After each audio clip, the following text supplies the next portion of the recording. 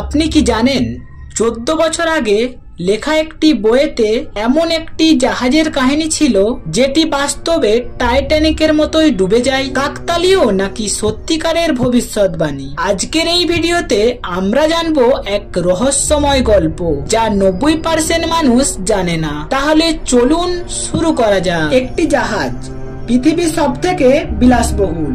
1912 সালে সেটি বের হয়েছিল তার প্রথম সমুদ্র যাত্রায়, কিন্তু সেটি হয়েছিল তার শেষ যাত্রা। 14 এপ্রিল 1912 মধ্যরাতে বিশাল এক আইসবার্গের সাথে ধাক্কা খেয়ে ডুবে যায় টাইটানিক। প্রায় 1500 মানুষ মারা যায়। এই ঘটনার পর বিশ্বজুড়ে হইচই পড়ে যায়। 1912 সালে খবরের কাগজগুলো প্রথম পাতায় ছিল শুধু একটি নিউজ, টাইটানিক ট্র্যাজেডি। এখানেই শুরু হয় আসল রহস্য। জানেন কি, টাইটানিক ডুবে যাওয়ার 14 বছর আগেই একটি বই প্রকাশিত হয়েছিল। তার গল্পে অবিকল টাইটানিকের মতো 1998 সালে মর্গান রবার্টসন নামে একজন লেখক একটি বই লেখেন, the week for the Titan.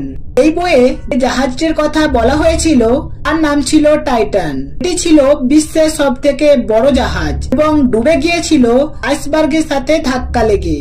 এখন প্রশ্ন হলো, এটি কি কেবল কাকতালীয় নাকি ভবিষ্যৎবাণী?